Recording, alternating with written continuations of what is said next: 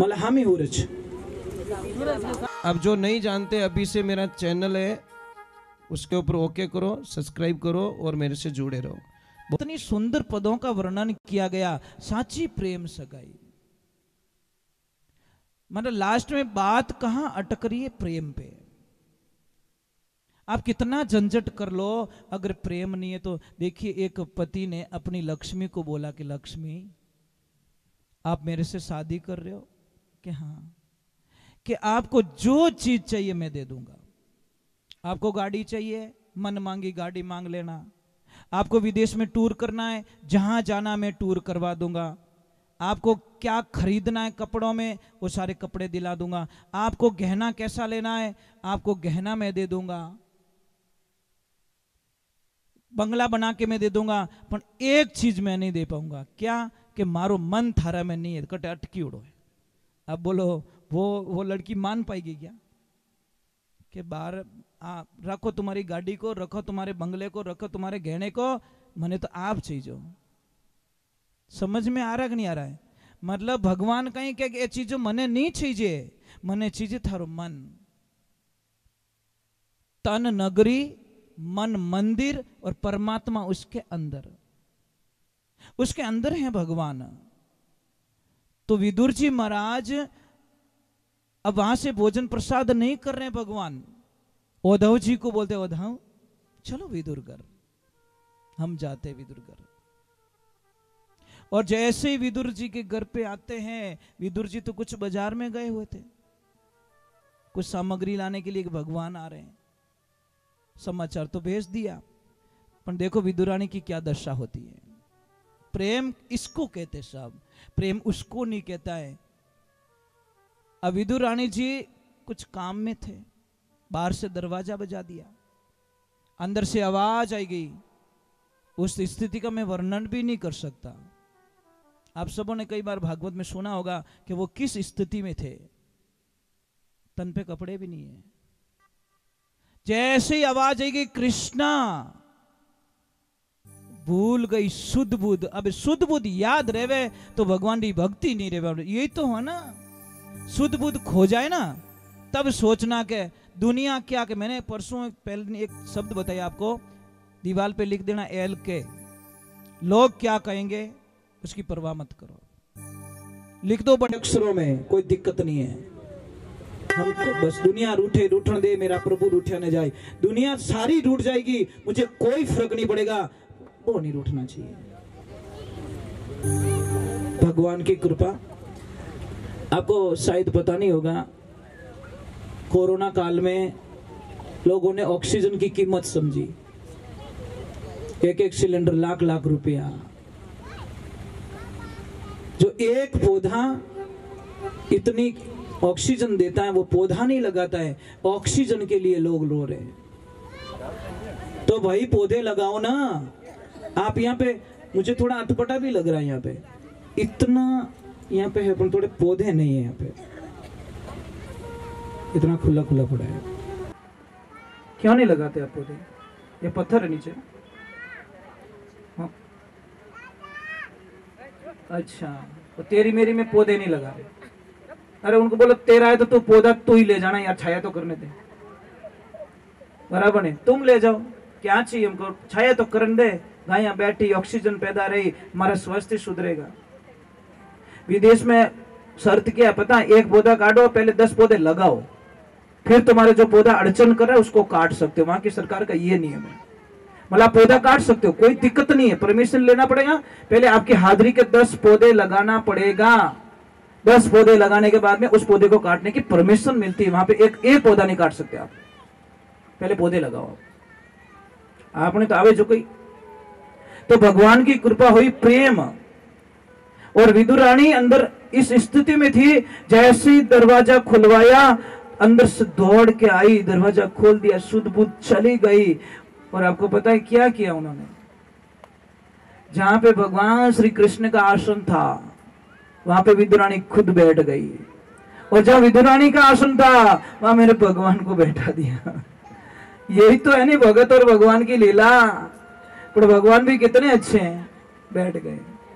अब खिलाए क्या? पास में केले पड़े थे, अब विदुरानी नहीं चाहती थी कि मैं 1 सेकंड के लिए चेहरे से नजर हटा लूं, तो केड़ो लियो हाथ में, पर सुरता में कौन? भगवान। केला छील रही है, फेंकना तो छिलका था, फेंक दिया अंदर से केला, और छिलके छिलके भगवान को खिला रही है। और भगवान खा रहे हैं, भगवान खा रहे हैं। इसीलिए कहते हैं कि बिलनी रा बोर सुदा मारा तंदुल रुच रुच भोग लगाई, दुर्योधन रा मेवा त्याग्या साग विदुर घर खाई, संतों साची प्रेम सगाई, कर्म कटे 84 छूटे जीव प्रेम पद पाई। ये होता प्रेम भाव होना चाहिए, विचार होना चाहिए। हमारी विचारधाराओं को भटकाने मत दो। हमारी पहचान इन ड्रेस से नहीं है, इन कपड़ों से नहीं है, इन गहनों से नहीं है। हमारी पहचान निज नाम से है। आज हम कपड़े चेंज करके चेंज होना चाहते हैं, ये संभव नहीं है। आप क्या सोचते हो मैं ड्रेस चेंज कर दूंगा तो मैं बदल जाऊंगा? नहीं, खाली बारे खोड़ियों बदलने की नहीं रेवे, अंदर तलवार भी बड़ी मजबूत होनी चाहिए तो आनंद आवे। ये बगीचा है, ये भगवान ने क्या लगाया? ये बगीचा ही थे, पता नहीं किस फूल को माली आएगा, हाँ, वो तोड़ के ले जाएगा, कोई मना नहीं कर सकता उसको, वो मालिक है, अधिकार है। पता नहीं कली तोड़ दे तो कौन जाने, वो कली तोड़ दे, मना कर देंगे मालिक को, कली पसंद आ गई, मतलब छोटे बच्चे को भी उठा लेंगे तो कई लोग बोलते हैं जितनी उम्र थी, छोटा उम्र था, इस उम्र में उसको लेके, अरे भगवान को पसंद आ गया, कली पसंद आ गई, लेके चले गए, बस उसका अधिकार है, बगीचा लगाया उन्होंने, कोई मना नहीं कर सकता। मौत के सामने किसी के लिए, क्योंकि मौत आपको पता है मौत के कान नहीं है। वो क्या कहते, भगवान मेरे कान होंगे ना, कोई रोएगा मैं छोड़ दूंगी, दया आ जाएगी मुझे, अरे बेचारे बहुत तड़प रहे हैं, नहीं लेके आओ, पर मुझे आवाज नहीं आनी चाहिए, चाहे कितने भी रोए, मुझे बिल्कुल सुनाई नहीं देना चाहिए। मैं उस जीव को आराम से ले आऊंगी, अगर मैंने सुन लिया तो मैं वहीं छोड़ दूंगी, दया आ जाएगी मुझे। तो पहले ही काल और मौत ने बोल दिया, कान नहीं चाहिए मेरे को, आवाज नहीं आनी चाहिए मुझको। तो विदुर जी महाराज जब आए तो बोले ये क्या करी कि भगवान को जिमा रही हूं, अरे ऐसे कैसे जिमा रही है? तब उनको पता चला कि सारे छिलके तो भगवान को प्रसाद में जिमा लिया। परंतु जब विदुर जी महाराज जिमाने लगे तो भगवान ने थोड़ा मुंह मोड़ लिया, बोले क्या हुआ प्रभु के दस, वो स्वाद नहीं आया, जो स्वाद विदुरानी के छिलकों में स्वाद था, वो आनंद था, वो इस गिरी में नहीं है, केले में नहीं है। प्रेम तो विदुर जी को भी था, पर शुद्ध बुद्ध खो के जो भगवान की तरफ जाते नहीं। मीराबाई को लोग कितना ताना मारते थे ना। तो देखो मीरा क्या कह रही है, वैसे तो आरती का टाइम हो गया, अपन क्या करें, छूटता नहीं जीव। आंबू पाको तो पाको, पाकी जने घणी पड़ी गई, माडानी तो नहीं तोड़ना, समझ में आई नहीं, वो तो पाकी जने ऑटोमेटिक झाबड़ी पड़ जाएगी, वो ऑटोमेटिक रुके ही को नहीं। एक आध भजन सुना लेता हूँ, अपन क्या करें। देखो आप लोग बहुत अच्छे हो, अच्छे नहीं बहुत अच्छे हो। मैं आपको लास्ट में कुछ लिखवाऊंगा, वो लेके जाना। मैं हर दिन लास्ट में कुछ लिखवाऊंगा, वो आपके काम की चीज होगी। वो मैं जो पढ़ता हूँ शास्त्रों में, मैं चाहता हूँ आप तक पहुंचे, मेरे तक अकेले तक रख के क्या करूंगा मैं, समझ में आई नहीं। एक मटकर मैंने पानी ढक्कन देन राख दियो तो वो 15 दिन बाद में पीवे जड़ो ही नहीं रहे। इससे बढ़िया उसको पिलाते रहो, भरते रहो, पिलाते रहो, भरते रहो। तो हम यही करते, रोज पढ़ते हैं, रोज उस मटके को खाली करते, लोगों तक पहुंचा देते कि चलो मैंने रात को ये पढ़ा है, सुबह में ये पढ़ा है, मैंने शास्त्र में ये पढ़ा है। मैं चाहता हूँ आप तक वो पहुंचे, ये चीज है। अच्छा मुझे एक बात बताइए, आप मांग क्यों भरते हो? हाँ मांग भरते क्यों भाई? मांग भर रहे, परिभाषा तो पता होना चाहिए, मांग की परिभाषा तो होनी चाहिए, ठा तो पढ़नी चाहिए। हम लाइसेंस क्यों बनाते गाड़ी का? समझ में आ रही नहीं है? ये आपका लाइसेंस है। मांग क्या कहती है? आप शादीशुदा हो। लाइसेंस क्या है? कि आप सरकार के ऑथोरिटी में आप ड्राइवर पक्के हो, ये आपका लाइसेंस है। मांग भरी कैसे जाती ये बताओ मुझे, कोई देवी बता दो, ताकि कोई भूल होगी तो मैं हैंड टू हैंड बता दूंगा आपको। मैं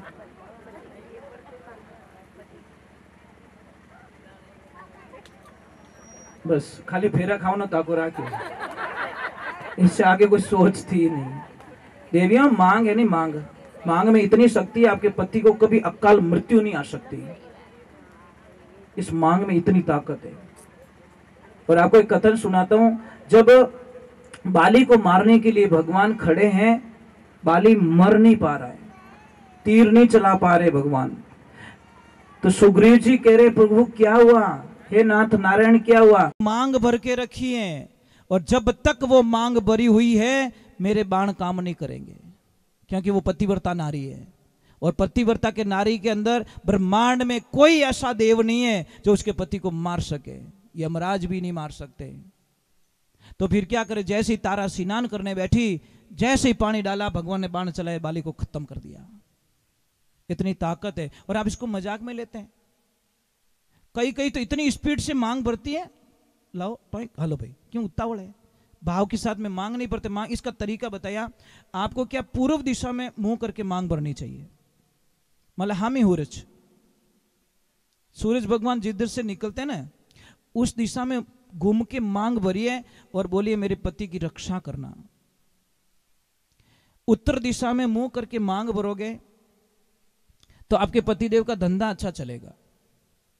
अगर पश्चिम दिशा में मुंह करके जिधर सूरज डूबता है उधर मुंह करके मांग भरोगे तो आपके पति एनी टाइम बीमार रहेंगे, बॉडी पेन रहेगा, कोई न कोई तकलीफ उनके शरीर में रहेगी। डॉक्टर के पास जाओगे, चेक कराओगे, नॉर्मल रिपोर्ट आएगी। और दक्षिण दिशा में भूल करके भी कभी मुंडो मत कर जो, क्योंकि पति गए हैं बाहर, वापस आएंगे कि नहीं आएंगे इसकी कोई गारंटी नहीं है। समझ में आ रही नहीं? इस मांग से इतना असर पड़ता है। दिशाएं बहुत कुछ देती है, दिशाएं बहुत कुछ हमको दे देती है, पर दिशाओं की जानकारी होनी हमारी जरूरी है। समझ में आई नहीं? और एक साइड में मांग मत भरा करो, मांग सीधी होनी चाहिए। सही है, साइड में मांग भरती है ना, उसका पति एनी टाइम हर तीसरे चौथे दिन उससे झगड़ा करेगा भयंकर। आप प्रयोग कर लीजिए, मेरी बात पे विश्वास नहीं, 15 दिन मांग भर के देख लो तिरछी, देखो कैसे झगड़ा होता है, क्योंकि ये पति का ही प्रतीक है ना। समझ में आ रही नहीं? तो ये तिरछी मांग कभी मत। अभी अभी जो पिछली जो बच्चियां पढ़ती नहीं, ये क्या, ये तो गुरुजी अपन का स्टाइल है। तो शादी स्टाइल में तो टूटे है, कितनी फास्ट टूटे रही है। 6 महीने नहीं होती, please mom I don't like, I not accept, my husband is black. वाह, बात खत्म हो गई। बापड़ो खर्चो करियो 20 साल रो, बाप वो पूरो खर्चो ही कर दियो અને વિને પસંદ ही नहीं आयो। वो बाप के 20 साल पसीना री कमाई, धीरे धीरे रिप्यो रिप्यो जोड़, तारे ब्याह रो भेड़ो करीने तने जची को नहीं, मने जचा दियो। टेंट आलो रुपया मांगे, हालो 11 आलो रुपया मांगे, हलवाई रुपया मांगे, तारे जची को नहीं। मैंने 1 मिनट माते तू बेटा रोड माते लाइन खड़ो कर दियो, अब मैं जाऊं तो जाऊं कटे। एक बात का ध्यान रखना, एक बाप होता है ना, बिना आंसुओं और बिना आवाज को रोने वाला व्यक्ति सिर्फ एक बाप होता है। समझ में आ रही नहीं? और ब्याह शादी में सबसे सस्ते कपड़े सिर्फ एक बाप के होते हैं, सबसे सस्ते। पूरी शादी में देख लेना, सबसे जो सस्ती ड्रेस है वो एक पिता पहन के घूमता है।